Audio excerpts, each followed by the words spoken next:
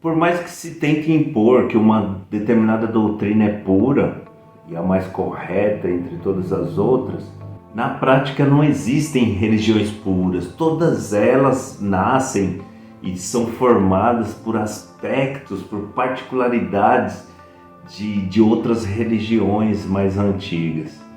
Nesse vídeo eu vou falar com vocês sobre os cultos, as religiões sincréticas que nascem nas terras brasileiras.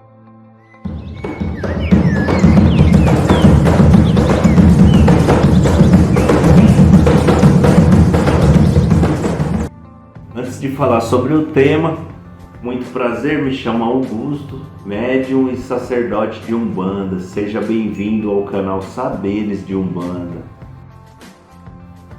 Então vamos lá, pessoal, assiste aí esse vídeo até o fim. Nós vamos contar um pouquinho sobre a história das religiões nascidas em terras brasileiras. Então os povos tupis são pioneiros nessa prática do sincretismo religioso no Brasil. Com a incursão dos jesuítas e com o trabalho feito por eles no sentido de catequizar esses índios, no sentido de aculturá-los, foi logo estabelecida uma relação entre o Deus Tupã e o Deus católico, que afinal de contas estamos falando do mesmo Deus, criador de todas as coisas, do mesmo tudo. O culto tupi-guarani se assemelhava demais com o culto católico, inclusive existia ali uma relação muito próxima a uma Trindade Santíssima. E no processo de catequização, o que acabou acontecendo? Aquelas divindades menores existentes ali no culto dos indígenas, elas acabaram sendo sincretizadas com os demônios católicos. Demônios esses que eu vejo uma forte ligação ali com aquilo que a gente vê na obra de Dante Alighieri, lá na Divina Comédia.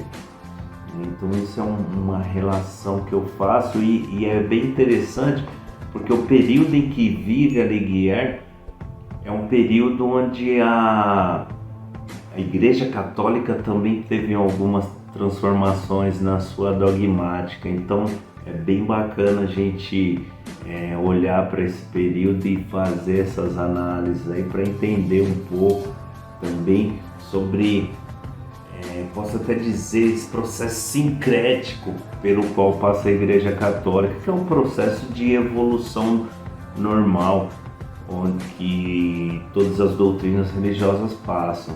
Bem, mas voltando a falar dos indígenas, essa relação de crenças, né, do catolicismo com o culto indígena, ela deu origem a um culto chamado santidade, que reunia elementos das duas crenças. Nesse mesmo período nasce a pagelança, onde o pajé ele se utiliza ali de bebidas fermentadas, da queima de fumos para induzir o transe e ali ver, se comunicar e até incorporar espíritos. E em alguns desses cultos nós notamos ali a presença de santos católicos, né, junto com elementos de culto como flechas, como tacapes, como arcos, elementos indígenas ali, isso tudo convivendo, coexistindo junto. Nesse período, na África, os povos viviam de maneira tribal. Então, e essas tribos, existia uma rincha, existia um conflito entre as diversas tribos, as quais hoje nós chamamos de nações. Desses conflitos resultava-se que, além das terras, a tribo vencedora, o grupo vencedor pegava também as pessoas daquela nação, daquela tribo, né, e as tornava escravos.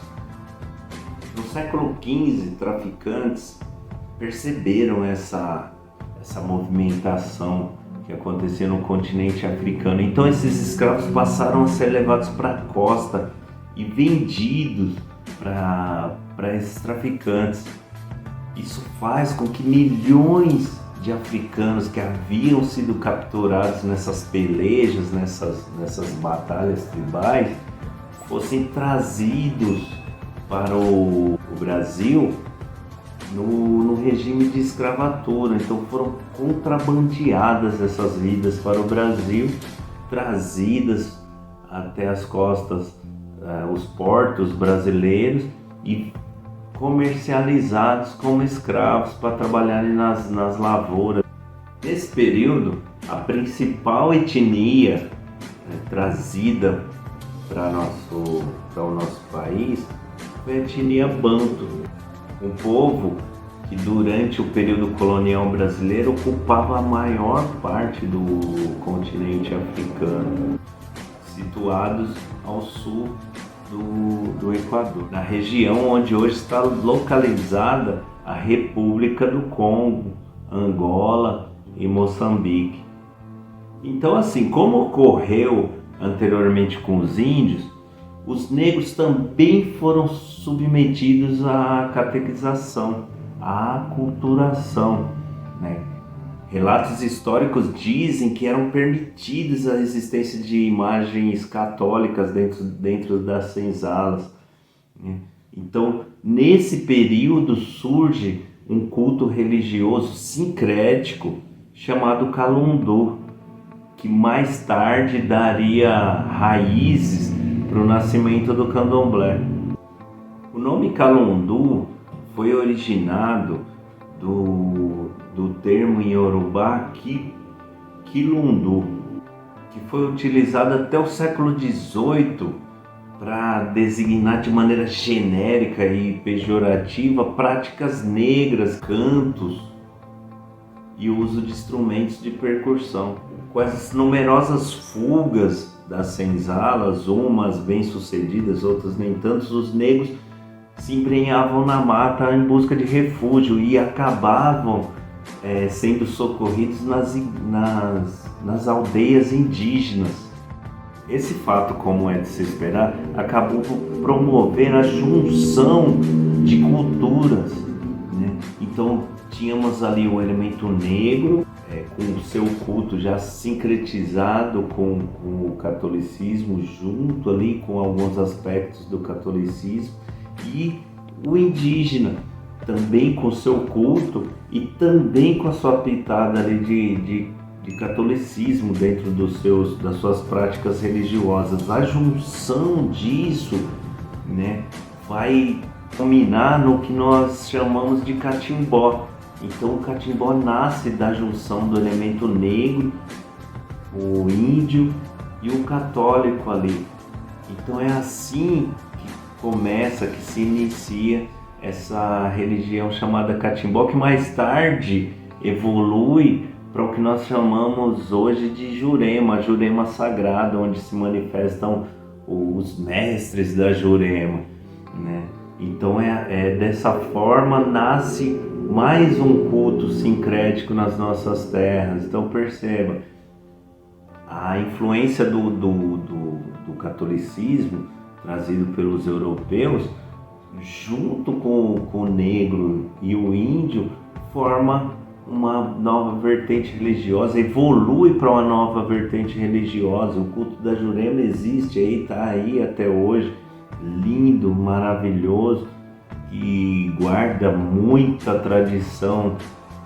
No período que compreende ali o século XVII, século XVIII, começam a nascer muitas cidades.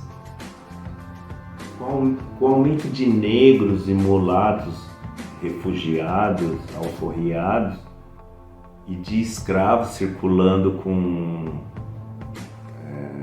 relativa liberdade por essas cidades, partir da residência desses negros começam a ocorrer manifestações religiosas, começam a existir assentamentos de divindades africanas, são realizadas festas a esses orixás, inquices e voduns, são construídos altares. Então foi dessa forma que começam a surgir as primeiras casas de candomblé na Bahia, reforçando as raízes banto preservadas pelo calundu, sincretizado com algumas poucas práticas indígenas. Então, como as casas de candomblé eram usadas também como residência, estabeleceram-se alguns vínculos familiares entre os frequentadores, e vínculos esses que são preservados até hoje, uma espécie de estrutura familiar dentro das casas, dos barracões de candomblé. Eu não vou me ater a contar a história do candomblé, porque não é a finalidade desse vídeo, né?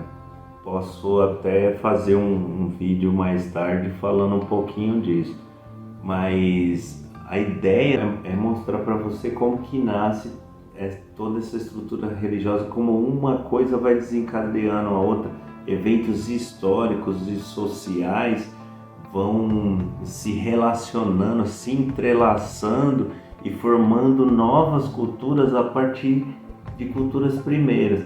Então, assim, é muito bacana olhar nessa direção e entender de onde que vem toda essa estrutura religiosa brasileira. E a Umbanda, ela nasce já nesse conceito lá em 1908. A Umbanda, ela nasce muito sincrética.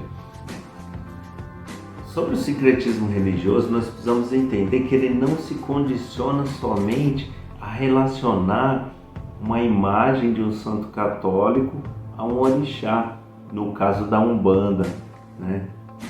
E sim trazer práticas de outras religiões. Então a Umbanda, ela não só relaciona os santos católicos com os orixás, mas também existem uma infinidade de outras práticas. Por exemplo, na Umbanda a gente pode notar a presença do batismo, que vem lá do catolicismo, a presença da cerimônia de casamento, que vem do catolicismo, as pompas fúnebres também vem trazida do catolicismo.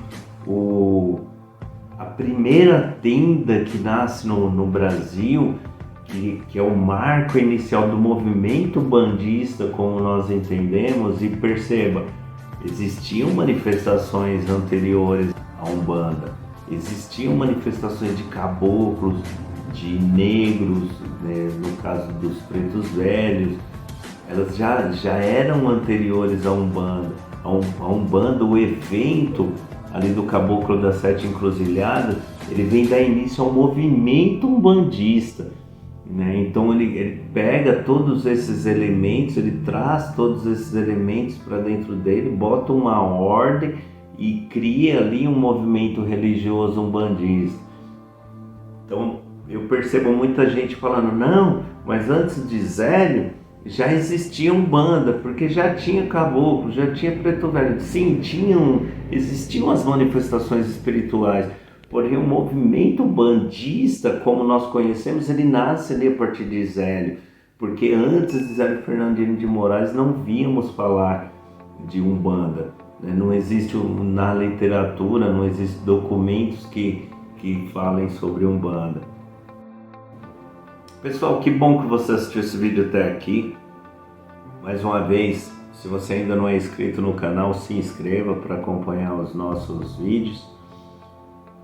Se tiver alguma dúvida ou alguma coisa a acrescentar sobre esse tema, coloca aí embaixo nos comentários pra gente. Isso é bastante importante para mim, eu saber como que eu estou chegando até você, saber como que você está me recebendo aí. Tá bom? E muito obrigado por estar acompanhando o nosso trabalho. Nos vemos no próximo vídeo. Muita luz e muita axé. Beijo no coração de vocês.